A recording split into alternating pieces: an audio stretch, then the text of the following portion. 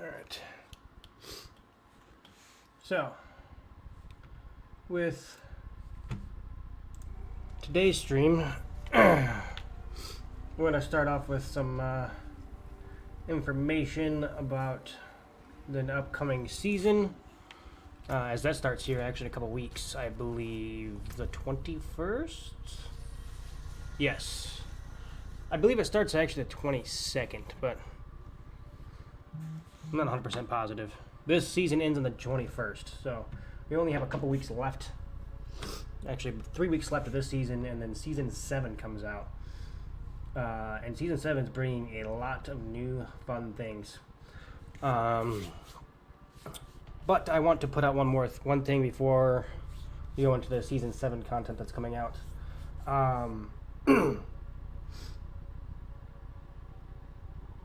The new DLC, right? So, the Vessel of Hatred DLC that came out just this last season, they are planning, from what I've heard, they are planning to lock some content in the future behind the DLC. I don't know if that's going to start in Season 7 or if they're holding that back for later on, but I did hear that they were potentially locking some content behind the DLC. The main reason behind that was to try to make people want to buy the DLC. So if you don't have the DLC, that could be a potential. You might miss out on some of the content, but you should still have access to a lot of the content. From my understanding, they're just locking some seasonal stuff behind the DLC, but I don't know what that entails exactly, and I don't know when they're planning to start that. So just a heads up, if they do start the next season, it's not a surprise for you guys. There's so much happening with... really? Why are you calling me now?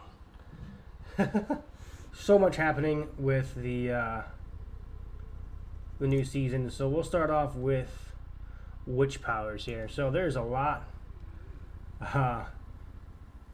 Witch powers are a new thing they're coming out with next season, and I haven't read through all of them yet, but I've read through a few of them, and they seem very fun and exciting. So we'll see how they plan out here. But there's going to be 4 different witch schools, and they have different abilities, and there's going to be different altars that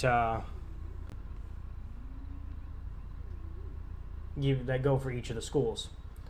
So there's going to be Eldritch powers, Psych powers, Growth and Decay powers, and Lost powers. The Lost powers are basically unique witch powers.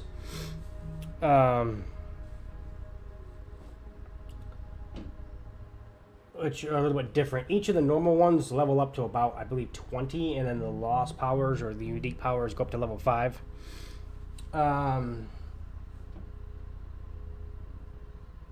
So upgrading your witch powers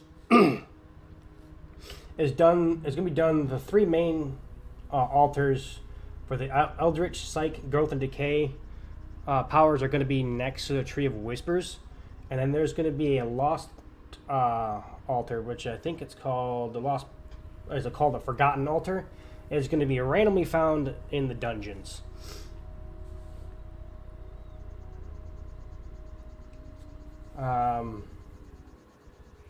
Now, I just want to say this. I know it's a couple weeks early for the new content, but I am planning to put this into a YouTube video ahead of time, so hopefully I get it out of the way now.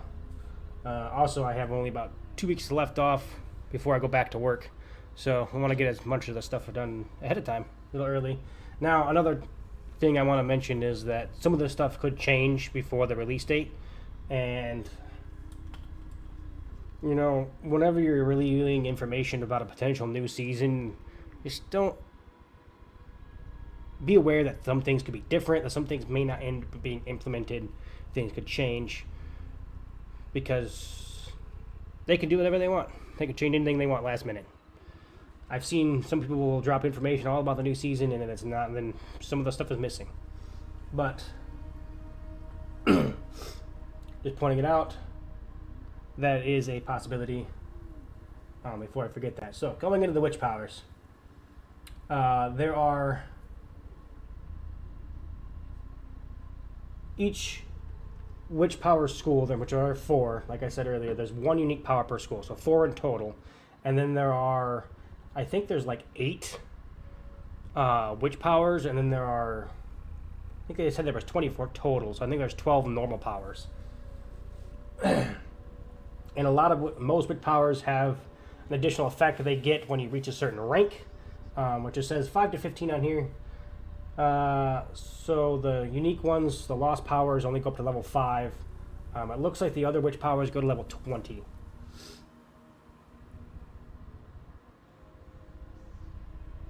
So let's go over some of the powers that go in here. So let's start with the Eldritch powers. You have the Doom Orb.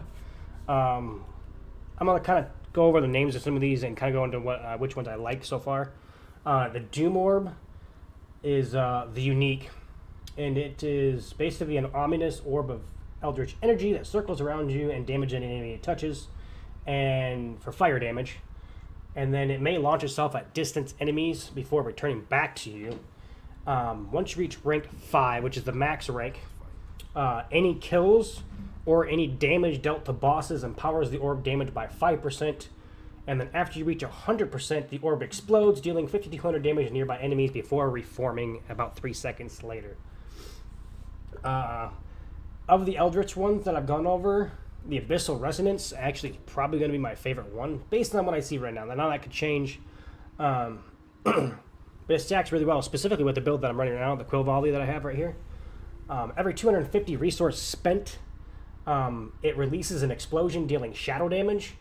Each explosion triggered within 10 seconds of the last increases the size and damage by 130%, stacking up to 3 times. So based on what that sounds, it could increase the size and damage up to 390%. And I'm guessing the damage is based on the rank of the ability, and I'm assuming that all of your other modifiers will also buff that damage.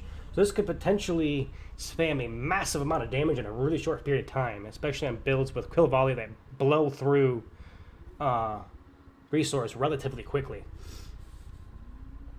And then when you reach rank 10 with that, the third explosion actually pulls everyone in together before detonating. I think I just hit my mic, which is crazy. Then there's Fire Bat Servants, which are basically just a swarm of fire bats. Basically, just kind of like gnats. They just kind of attack you. And seems alright. Hex of Flames seems pretty fun. It's a lucky hit. You have a chance to apply Hex of Flames. It's an X chance. I don't know what the percentage is.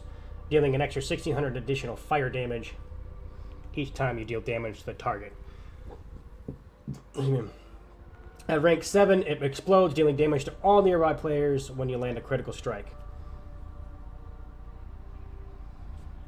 Purging Touch. Another one that's pretty good. It initially starts off kind of It just does increased damage against Head Rotten. Eldritch effects deal increased damage against Head Rotten. I think that only affects your witch powers. But once you get to rank 10, this damage bonus now extends to all monsters, which would be pretty useful when you have some of these skills on here. And then you have Shaken Souls. Basically just applies vulnerable. You have Wave of Woe. I'm a little not for sure how this one's going to entirely work out. So my understanding is that it does damage when you releases Wave of Woe when you damage an enemy with your skills. It does shadow damage, and it echoes to all nearby enemies of the same type. So I'm not exactly sure. I think that means that if you hit a vampire, it only hits other vampires. But I don't know how it works with AoE skills, so that's going to be kind of a weird one to figure out. And then the rank 5 one just does increased damage and echoes 5 times and can strike the same target multiple times. So there's those are the Eldritch powers. For the Growth and Decay powers, you have the Cycle, which is the unique, basically the lost power. Dealing any damage with your skills has a 15% chance to grow a flower from the ground. When an enemy is near, the flower deals poison damage to that enemy over 5 seconds. If an ally is near, the flower heals them for 6% maximum life. The flower withers away after use. A flower may grow once every 5 seconds per enemy. So every enemy you can grow 1 flower for every 5 seconds. Once you get powerful enough, you won't really be lasting. They won't literally last 5 seconds. But it basically, enemies will take poison damage, and allies will heal, which is really kind of cool.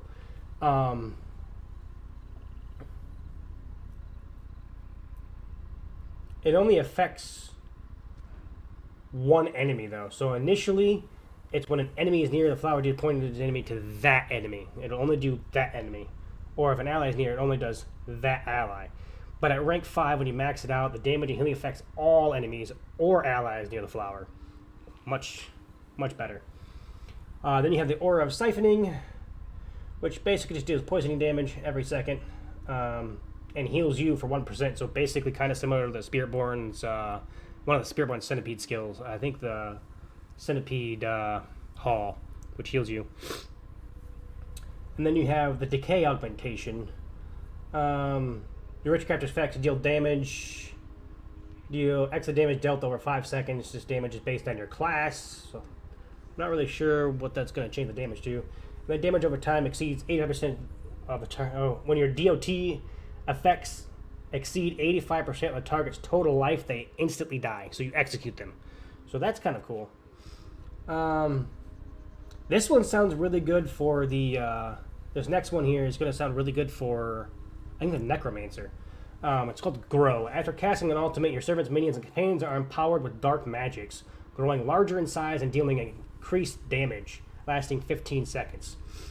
At rank 11, your servants, minions, and companions gain 100% critical strike chance while enlarged, which sounds crazy. And I think there's an ability with a druid that when they land critical strikes, it boosts their attack speed. So on the wolves, which would be absolutely insane. So that damage boost buff could be really crazy. Hex of Whispers.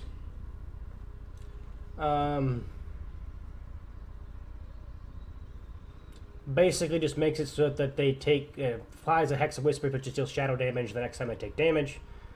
And then it just jumps to another enemy up to 6 times. It can only be applied once every 5 seconds. And then after it's and then at rank 7 after it's done, it bounces back to you, fortifying you and removing every crowd control and negative status effects, which is crazy. Poison Frog Servant. Summons a Poison Frog Servant. Basically summons a poison frog that attacks and poisons enemies.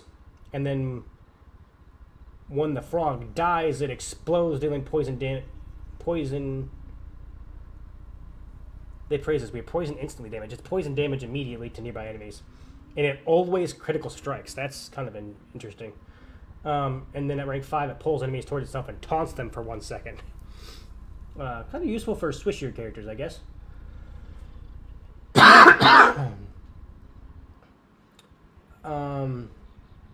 Okay, that's interesting. So then there's the next one, the last one for this Growth and Decay is a Soul Harvest, which whenever you use this skill with a cooldown, it buffs your primary stat. And then at rank 9, it does not lose a duration so long as enemies are nearby. So it buffs your primary stat by 3% per monster. And at rank 9, it's per monster until there are no monsters. Which is wild. Now on to the Psych Witch powers. We have the first one, which is Vengeful Spirit. Every 19 seconds, a Vengeful Spirit servant appears for X seconds. While active, all damage taken is instead taken by the spirit. Wow. At rank 5, when the Vengeful Spirit's life is fully depleted, it rushes towards up to 8 enemies, dealing 2,000 shadow damage, which is kind of interesting. But the fact that it takes all the damage that you would take for the duration of the spirit is crazy. So you basically are invulnerable for however long this is out, and that goes every like 20 seconds, which is ridiculous. So I imagine the duration won't be longer than 3 or 4 seconds, because otherwise it's going to get too crazy, where you have like 5 seconds of invulnerability every 20 seconds. Would be kind of ridiculous.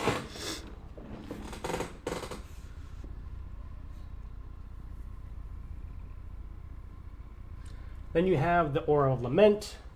When you first hit an enemy, it inflicts the Aura of Lament, which slows it and other nearby enemies by 70%, which is really high. You gain 1 resource per second for each enemy. If the initial enemy dies, it passes on to a nearby enemy, retaining the duration. Only 1 enemy may be afflicted at a time and can only occur every 30 seconds. Seems alright. Or a misfortune. Basically makes it so that enemies near you have a chance for their attacks to be interrupted. So I'm guessing that makes it so it stops their attacks, is my interpretation of that, and makes it so their attacks don't... I don't really know, because it kind of sounds like dodge, but instead of dodging the attack, it just negates the attack. Seems a little off. And then at rank 5, it increases your movement speed and slows enemies. Not too bad. Hex of Shattering. Damage done by your witchcraft inflicts enemies with Hex of Shattering, causing them to deal reduced damage. It basically gives you damage reduction. Oh, okay. At rank 8, while Hex effect is applied to a head-rotten enemy, you are guaranteed... all damage will be guaranteed critical strikes for 5 seconds. That's pretty useful. If you're running certain builds, I guess. May not be useful for all builds, but that's always useful. I feel like getting critical strikes is always useful, regardless of what build you're running. Then there's Lifelink. You link your life force with up to 3 nearby enemies. And all the damage you take is actually shared with those linked enemies as physical damage. Can't life link to enemy players, though, so it doesn't work in PvP. And then at rank 15, for 10 seconds after using a defensive, macabre, or subterfuge skill, any linked damage will be a guaranteed critical strike. Okay, so that I'm a little confused about. So they're sharing damage you take, but somehow turning it into a critical strike. I'm not sure how that works, but that's going to be interesting.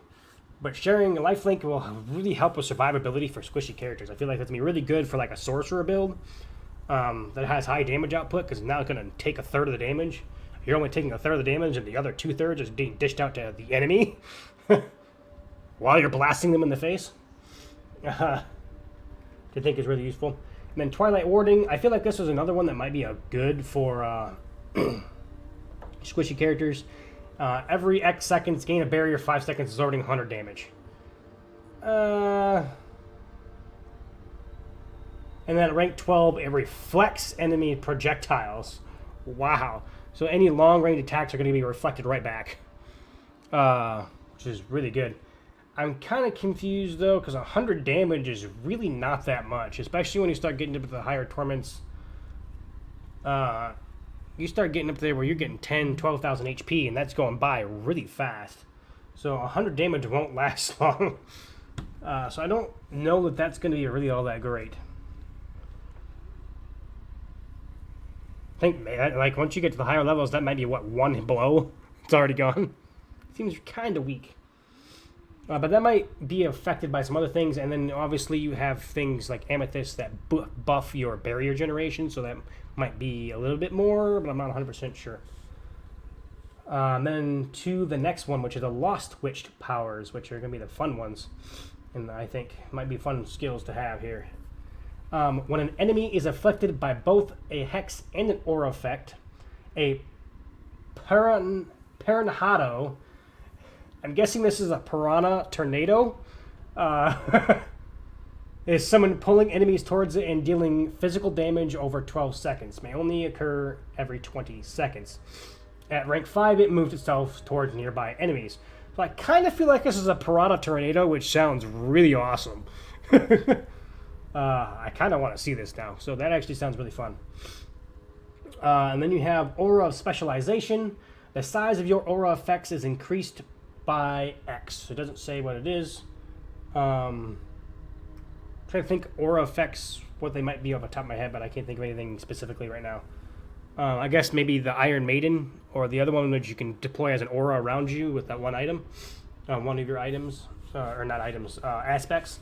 I think that puts it into an aura, so that might be what it's talking about, I think.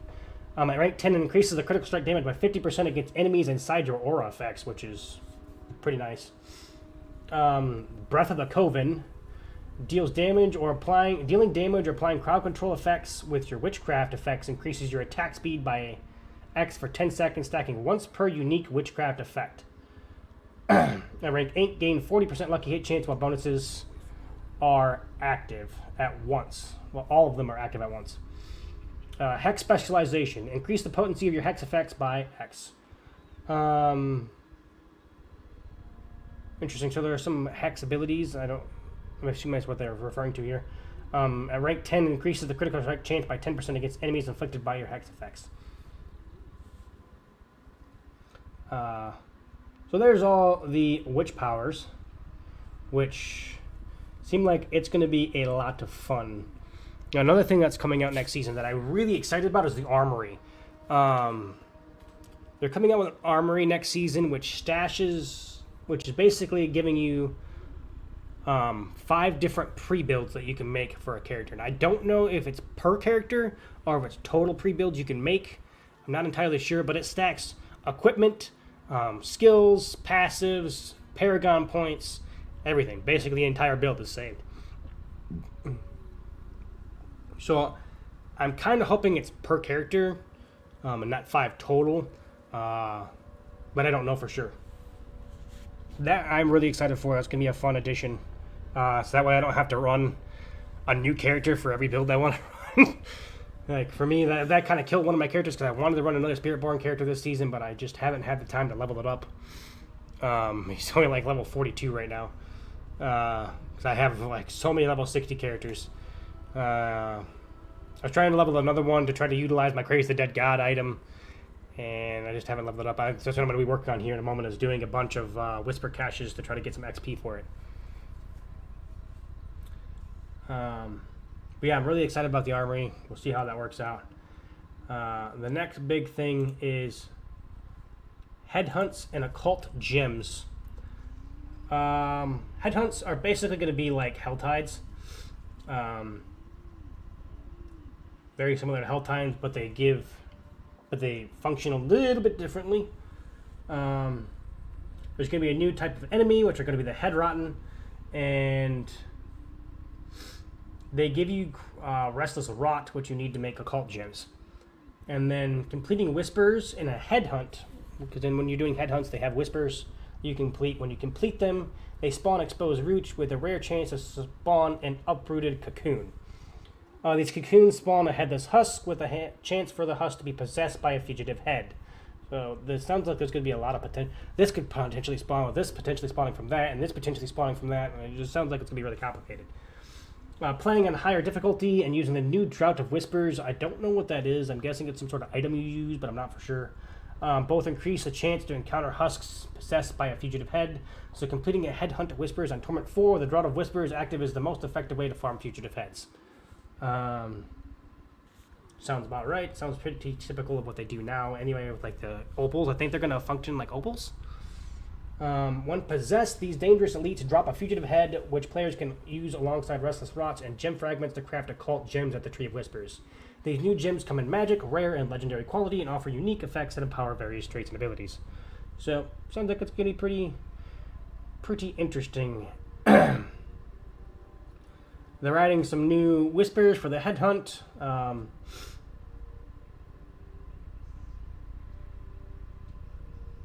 Like a patrol, recover a head or slay a husk, dispel shrouding charm, slay 80 monsters, seek hidden head rotten, search for cleansing herbs, slay head rotten, guide wildlife to safety, slay thralls of rot, destroy an exposed root to free lost wisps. Yeah, there's a bunch of these. And then there's going to be root holds, which are basically like nightmare dungeons. You're going to get like an item called Whispering Woods, which you use as like basically the same way you would nightmare dungeon sigil, and you go into a dungeon. And these dungeons function just like Infernal Hordes, where you do... I kind of think these are very similar to the dungeons in last season? Yeah, last season with the Mother's Gifts, where you had different abilities to make the enemies a little bit different. Like you have the Rite of Engorged Hearts, where the roots have increased health, but increased exposed root spawn in the next section. So +1 in exposed root spawns in the next section. Rite of Hubris, root spawn boss and elites deal increased damage by 50%, but you get an extra exposed root. In the next section, Ritual of Aching Thirst, increased potion cooldown. Roots now yield +1 minor rewards. Ritual of Fertility, root spawn bosses and elites are unstoppable. Roots now yield +1 minor rewards. Ritual of Rust and Rain, reduce all resistances. Roots now yield an additional minor reward. Ritual of Shackles, increase evade cooldown. Roots now yield a minor reward. Ceremony of the Ticking Clock. You take constant shadow damage, but roots now yield a +1 major reward. Ceremony of Wicked Torment. Flames rain upon you. Evading calls forth flames. So trying to dodge is just going to summon more flames, and then flames are already raining on you.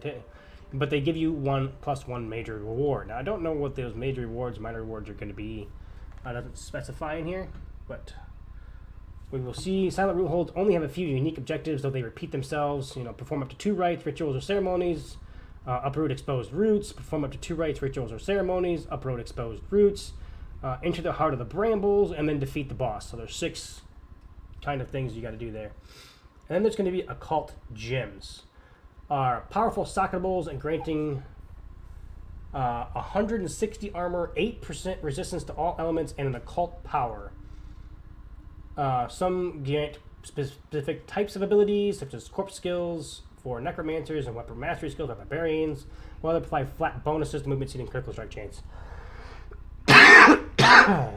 They give a couple examples here. I don't think these are all of them, but they have an Elder Sigil, which is a magic one, and it gives you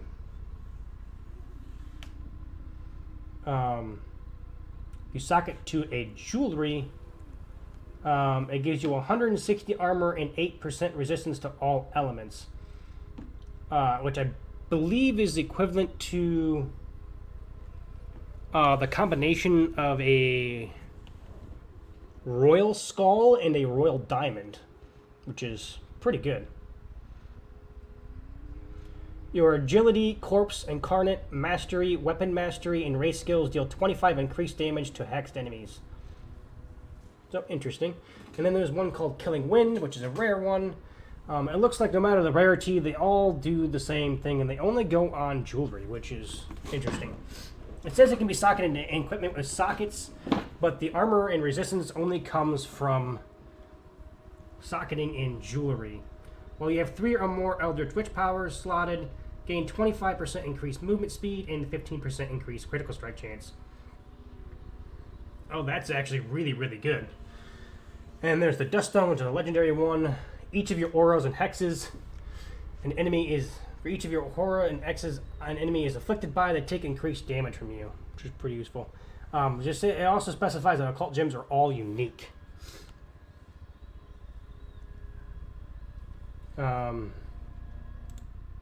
Don't know if this goes into any details about any of them. I was trying to see. No, go away. How do I get out of this thing?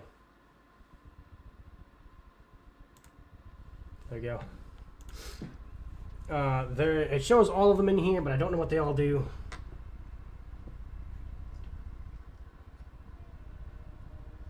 But magic occult gems require 1 fugitive head, 1,000 wrestler rot, and 50,000 of one type of gem fragment. Rare occult gems require 2 specific magic occult gems and 75,000 skull fragments. And then legendaries require 2 specific magic occult gems, 1 specific rare occult gem, and 100,000 diamond fragments. So these are going to be a little bit difficult to craft.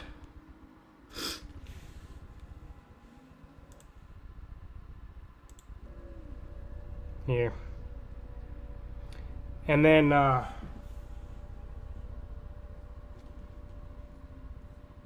Galena, it says Galena can also craft a Rotting Cache, granting 300 Restless Rot in exchange for a fugitive head, and a Coven's Debt, awarding 100 reputation with the Coven at the cost of 500 Restless Rot.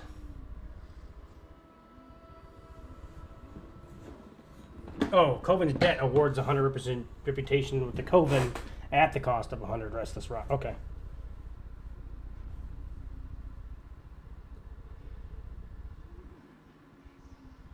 Oh, okay. It does go over the occult gems down here. Okay. There are 19 occult gems in total.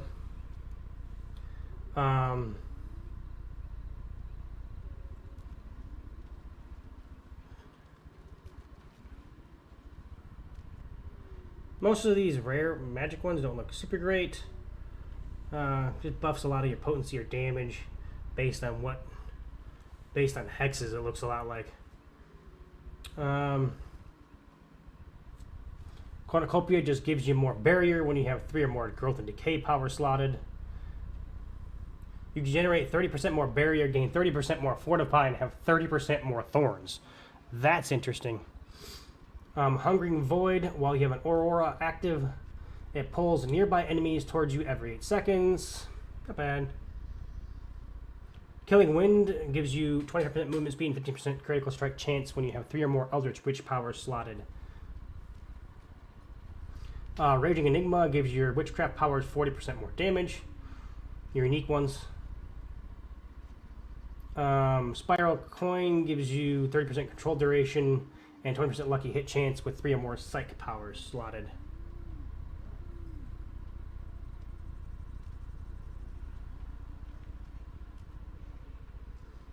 Okay, so Vile Phylactery, basically if you have a witch power with a summoning tag slotted, you would prevent your death 1 time, gain a barrier equal to 100% of your maximum life, and disable your witchcraft powers with the summon tag for 6 seconds. And it can only occur once every 75 seconds. Basically prevent your death. Duststone, which is now we're in the legendary one. Duststone does increase damage for every aura and hex an enemy is afflicted by. Friend of the Bog, which gives you 10% primary stat, 10% maximum life, and you are always unhindered. Oh, wow. Alright, that's, well, you have 3 or more growth and decay powers. That sounds really powerful.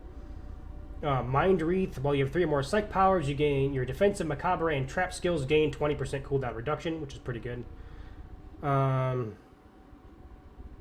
Moonlight Ward gives you 3% damage reduction and 1% maximum resistance to all elements for each slotted unique witchcraft power.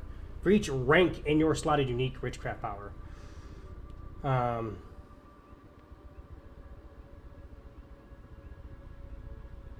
Voice of Stars basically gives, while you have an aura active, your ultimate skills gain Grimoire tags, dealing 10% more damage.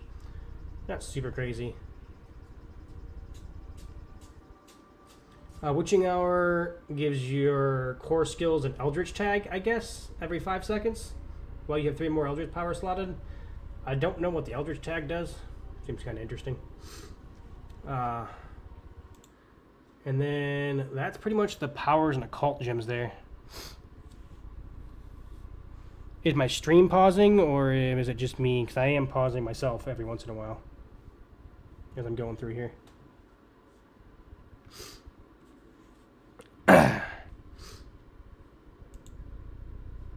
Oh yeah, it does look like I'm getting a little bit of lag here every now and then. This is going to make it difficult for my streams in my video for later. But hopefully it's not too bad here. I don't know why it's being laggy though.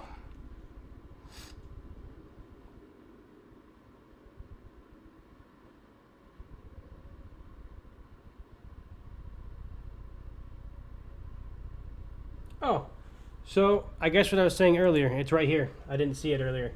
About the Vessel of Hatred. You do not need to own the Vessel of Hatred expansion to participate in the Season of Witchcraft. But Headhunts and Nahantu can only be accessed by players who have purchased the Vessel of Hatred. The others could be accessed by any player on the seasonal realm. So basically, the Nahantu region will have Headhunts you can't get to. Basically, kind of like the boss fights. The Hell Tides that are only in Nahantu. So, nothing too crazy there.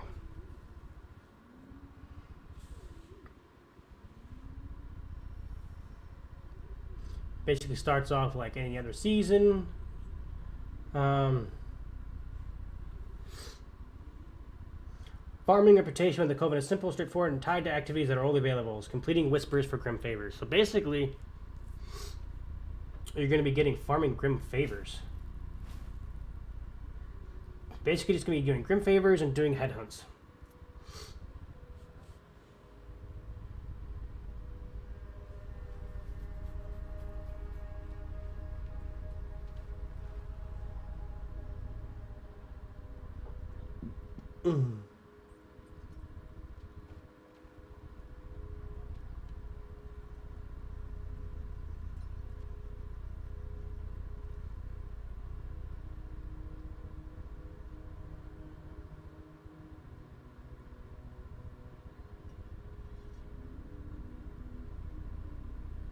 Then there's going to be a new item, the Drop of Whispers, which doubles the chances of encountering a lost altar in Sanctuary's mini dungeons.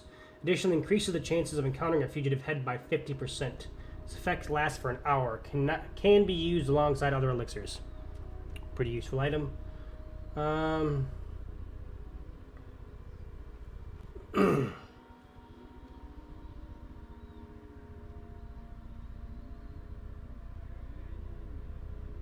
Okay, so there's going to be a lot of rewards. It looks like there's 16 tiers. It looks like.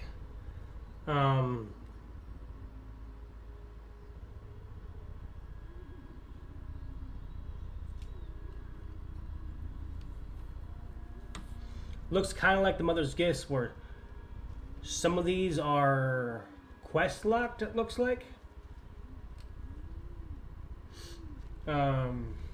Maybe do a quest, but a lot of these don't look like they're going to be giving a whole lot. It looks like there's some boss summons in here, some materials. It looks like it's going to be mostly materials. Let's see if it goes into any details of these. The first tier just gives you some Restless Rot. The second tier gives for items and common crafting materials. Unlocks more witchcraft powers at tier 3. Unlocks some materials and equipment at tier 4. Requires level 68. I don't know if that's accurate. Unlocks more witchcraft purchase the Witcher altars at tier 5. Box materials and equipment for tier 6. More witchcraft powers at tier 7.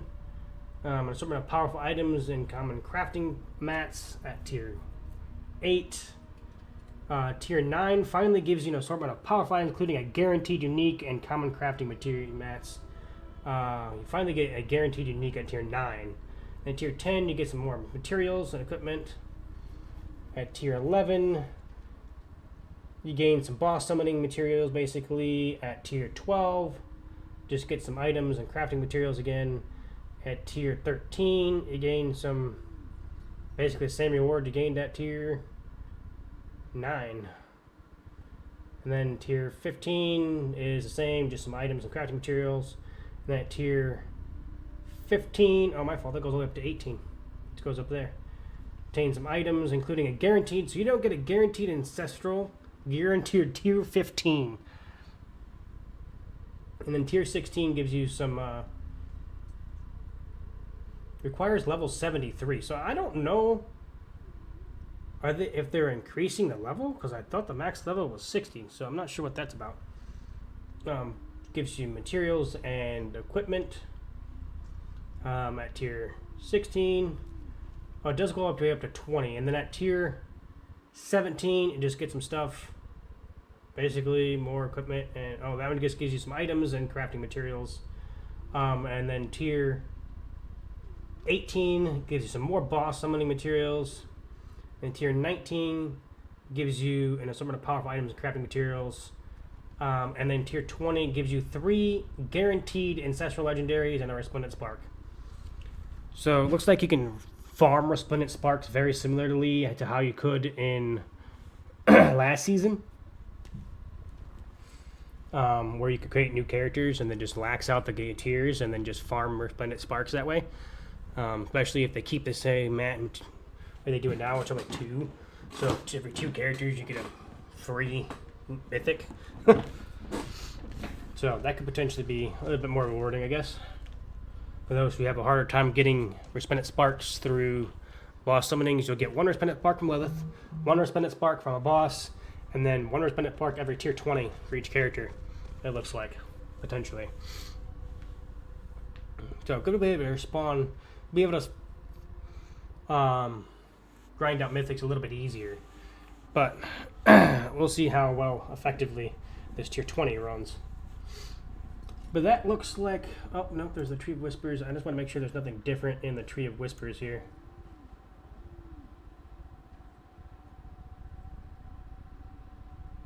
No, okay. I think that's just about it. For those of you wondering where I got this information, I got it off Wowhead. So if you guys would like, I can actually go ahead and the link will be posted in the YouTube video. So I'll post this link in the YouTube video when we post it.